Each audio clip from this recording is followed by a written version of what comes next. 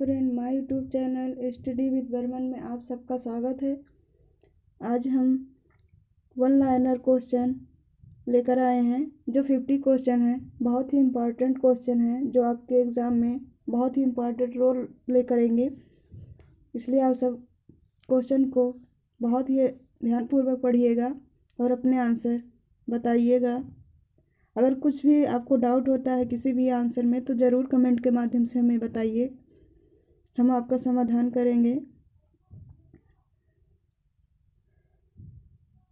चलिए देखते हैं आज का क्वेश्चन।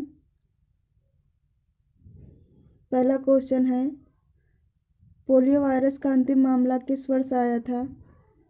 वो है 2011 में, जो है वो अपने इंडिया में, भारत में यानी अपने देश में पोलियो वायरस का अंतिम मामला था। आपको बताना है कमेंट के माध्यम से कि वो किस राज्य में आया था। सॉरी। हमारा अगला क्वेश्चन है, एक बच्चे को पूरक आहार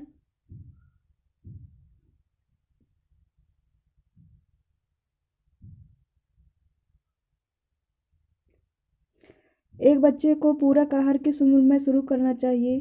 तो वो है 4 से 6 माह। अगर ऐसे सिंगल रहता है, अगर कहीं कहीं पर 1 2 3 4 पूछा जाता है तो वो आपका 6 माह होगा। अगर ऐसे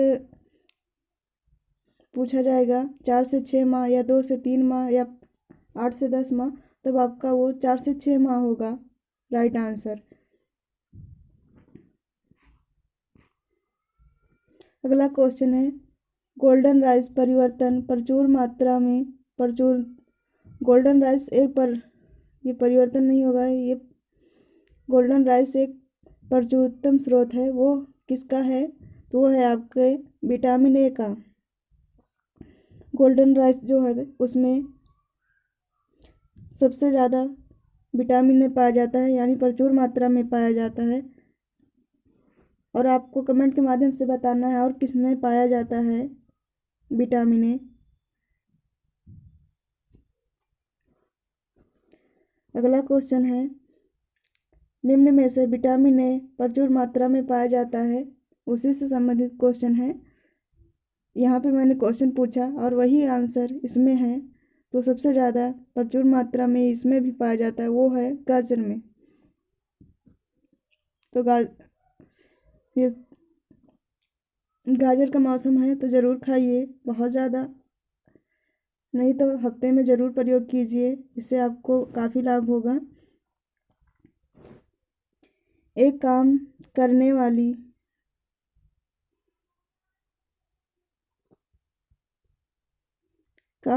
वाली महिला को कितनी प्रोटीन लेनी चाहिए? आपको बताना है कि एक काम करने वाली महिला को कितनी प्रोटीन लेनी चाहिए। वो है 45 ग्राम।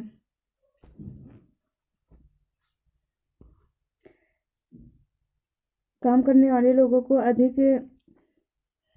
पोषण की आवश्यकता होती है, इसलिए उनकी मात्रा जो होती है वो अधिक होती है, और कम काम करने वालों की थोड़ा कम होती है उससे।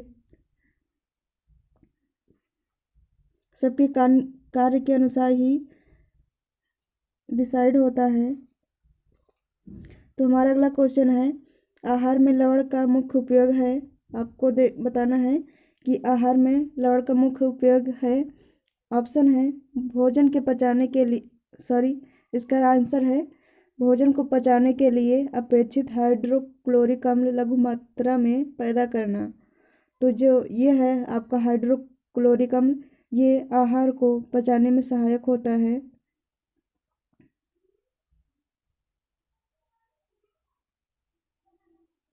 हाइड्रोक्लोरिक अम्ल जो है आपका वो पचाने में सहायक होता है भोजन को। तो हमारा अगला क्वेश्चन है, कोलेस्ट्रॉल है। इसका मतलब है कोलेस्ट्रॉल। क्वेश्चन के पूछने का मतलब है कि कोलेस्ट्रॉल क्या है? तो वो है जंतु वसा में उपस्थित वसीय एल्कोहल। हमारा अगला क्वेश्चन देखिए, रुधिर में श्वेत रक्त कणिकाओं की अत्यधिक मात्रा उपस्थिति को रोग विज्ञान की भाषा में क्या कहते हैं?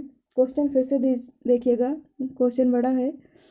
रुधिर में श्वेत कणिकाओं की अत्यधिक मात्रा में उपस्थिति को रोग विज्ञान की भाषा में कहते हैं, यानी यहाँ WBC की बात की जा रही है, उसकी अधिक उपस्थिति को क्या कहा जाता है? तो उसका आंसर है ल्यूकेमिया। हमारा अगला क्वेश्चन है, सुअरों को मानव रिहायशी क्षेत्रों से दूर रखना किसके उन्मूलन में सहायक है? तो वो है आपके जापानी इंसेफेलाइटिस, यानी जो जापानी इंसेफेलाइटिस होता है वो सुअरों के माध्यम से फैलता है, इसीलिए जो लोग उसे पालते हैं वो मानव रहित क्षेत्रों में ज़्यादा पाला जाता है, यानी थोड़ा दूर रखा जाता है।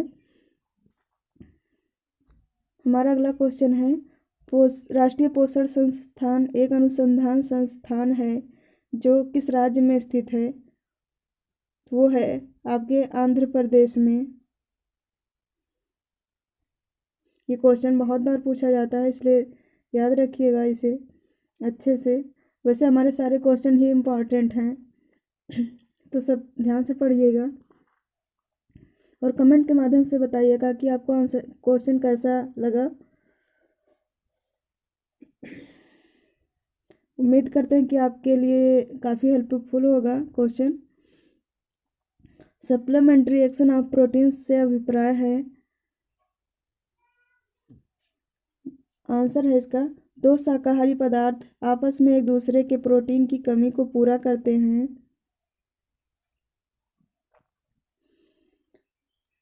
हमारा अगला क्वेश्चन है,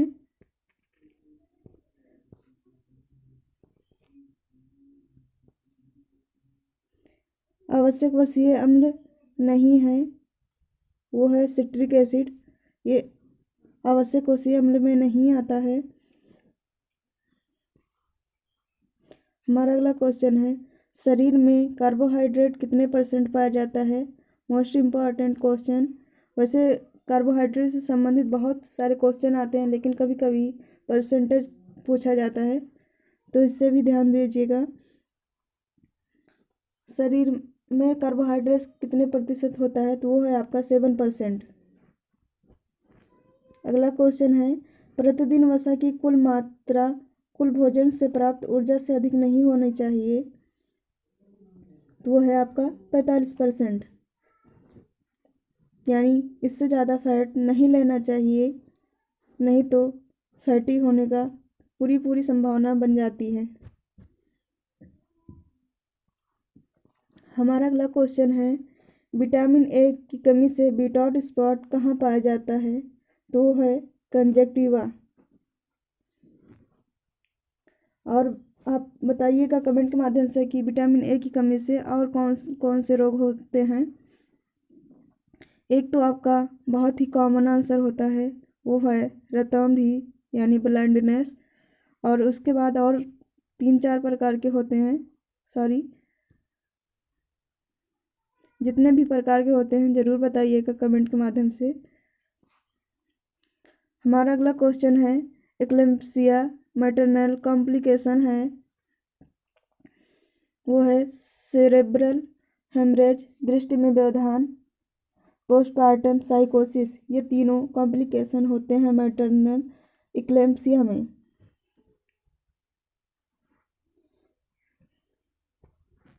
अगला क्वेश्चन है, उच्च कैल्शियम युक्त भोजन किस रोगी को नहीं दिया जाना चाहिए? क्वेश्चन में पूछा गया है कि उच्च कैल्शियम युक्त भोजन किस रोगी को नहीं दिया जाना चाहिए? तो वो है पथरी के रोगी को, यानी स्टोन जो बनता है वो कैल्शियम से बनता है, इसलिए कैल्शियम की अधिकता से ही पथरी का निर्माण होता है, तो इसलिए अधिक नहीं देना चाहिए। पर्नीशियस एनीमिया निम्न में से किसकी कमी से होता है? वो है आपका साइनोकोबाल्मिन यानी विटामिन B12। निम्न में से किस अवस्था में निम्न वसीय आहार दिया जाना चाहिए? तो आंसर है आपका पैरालाइज, हार्ट अटैक, मोटापा, इन सब में अधिक वसा नहीं दिया जाना चाहिए, यानी कम से कम वसा युक्त आहार देना चाहिए। हमारा अगला क्वेश्चन है, निम्न में से पोषणीय स्थिति को प्रभावित करने वाला कारक है, तो वो है आपका शिक्षा, आर्थिक कारक, खदानों की उत्पादकता। ये तीनों पोषण की स्थिति को प्रभावित करते हैं।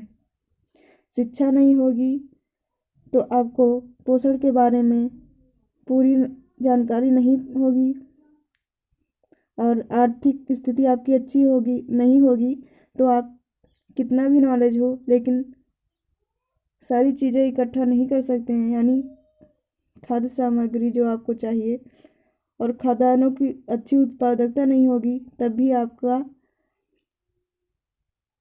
ये कंप्लीट नहीं होगा, यानी तीनों स्थितियाँ आपको प्रभावित करती हैं आपके पोषण को। हमारा अगला क्वेश्चन है, वृद्धावस्था में मुख्यतः किस खनिज तत्वों की कमी हो जाती है, तो वो है आयरन, कैल्शियम की।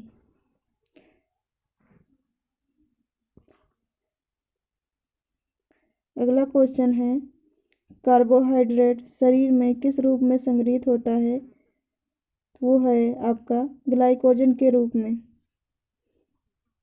अगला क्वेश्चन है, किस हार्मोन्स द्वारा ग्लाइकोजन को ग्लूकोज में बदला जाता है, तो उसका राइट आंसर है ग्लूकेगॉन को।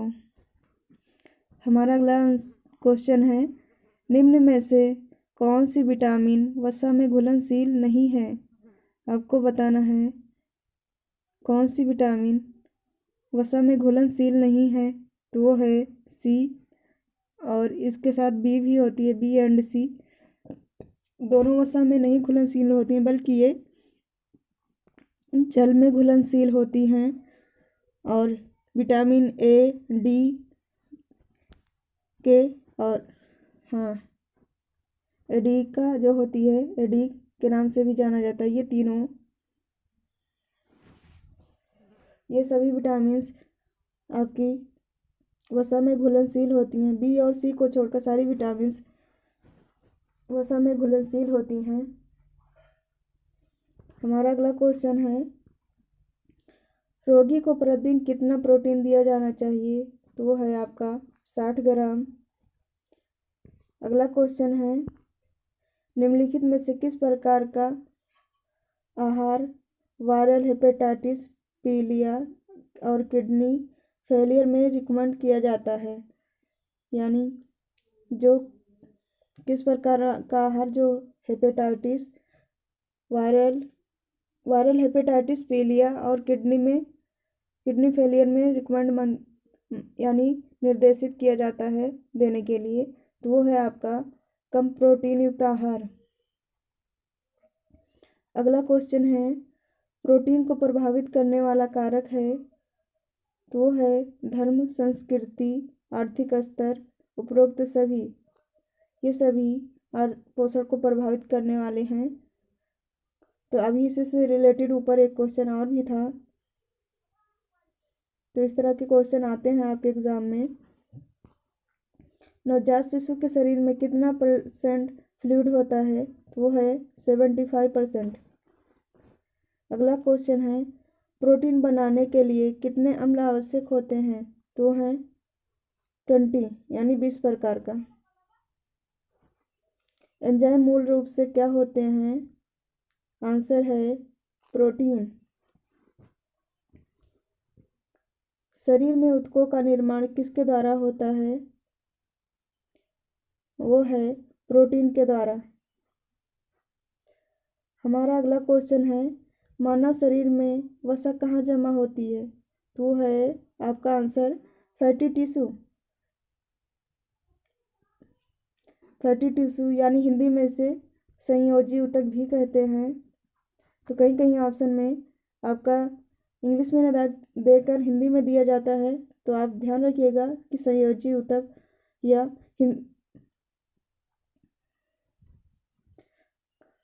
हिंदी में संयोजी ऊतक दिया जाता है, या फिर कहीं कहीं पर वसा ऊतक भी लिखा होता है, तो तीनों ऑप्शन आपको मिल जाएंगे, तीनों में से एक ऑप्शन जरूर रहेगा। हमारा अगला क्वेश्चन है, मानव शरीर में विटामिन ए कहाँ संचित होता है? यकृत यानी लीवर में।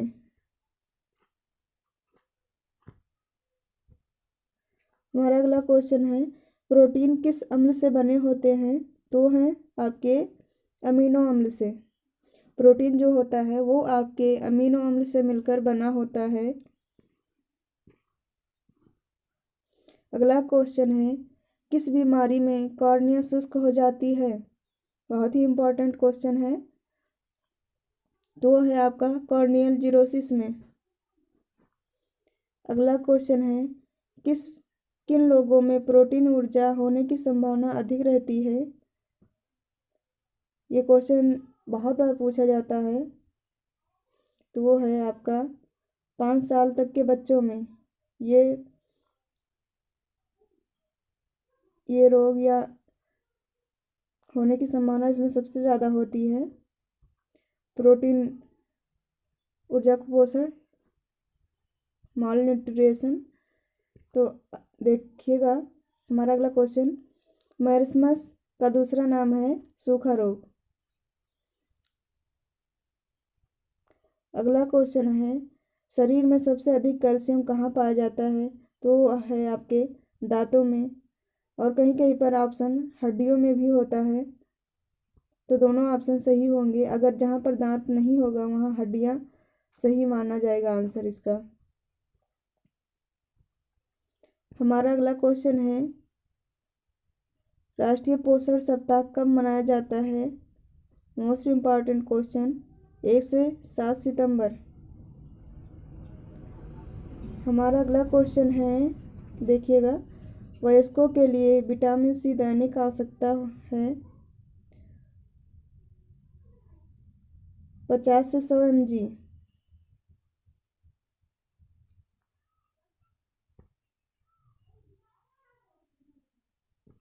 अगला क्वेश्चन है, ये है, सामान्य कोलेस्ट्रॉल का स्तर क्या है? सामान्य कोलेस्ट्रॉल का स्तर क्या है? तो वो है आपका 150 से 250 mg/dl। प्लाज्मा में पानी की कितनी मात्रा होती है?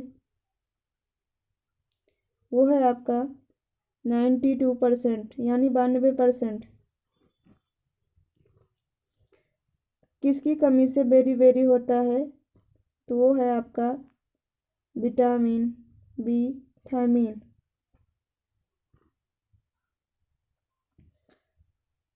कौन सा विटामिन अत्यधिक तापमान पर नष्ट हो जाता है? तो वो है आपका विटामिन सी।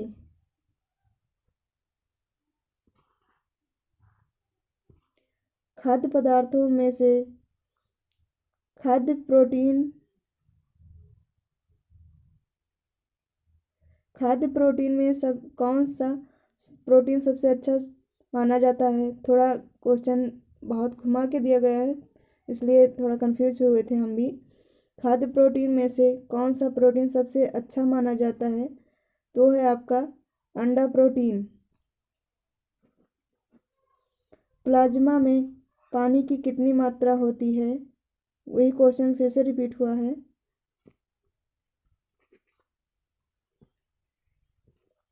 तो है 92%। महिलाओं में कितने जोड़ी अंडाशय पाए जाते हैं? यानी 1 जोड़ी। यहाँ पर अंडाशय यानी ओवरी को पूछा गया है। तो है दोनों तरफ पाए जाते हैं 1 जोड़ी, यानी दोनों तरफ एक एक पाई जाती हैं।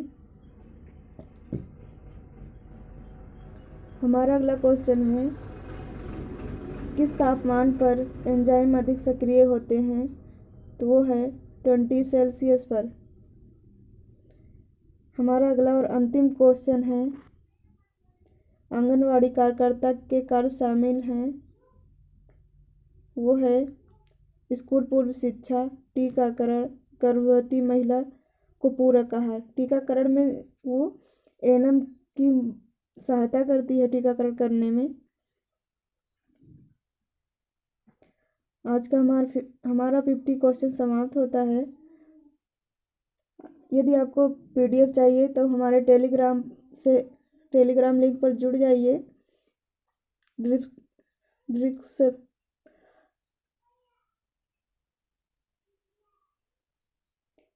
आपको वहाँ पर PDF प्रोवाइड कर दिया जाएगा। अगर PDF चाहिए तो कमेंट के माध्यम से ज़रूर बताइए, और आपको हमारे क्वेश्चन कैसे लगे ज़रूर बताइए अपने कमेंट के माध्यम से, और आंसर बताइए। यदि कोई प्रॉब्लम है, कहीं किसी आंसर में आपको डाउट है तो ज़रूर बताइए। क्लास के लिए थैंक यू।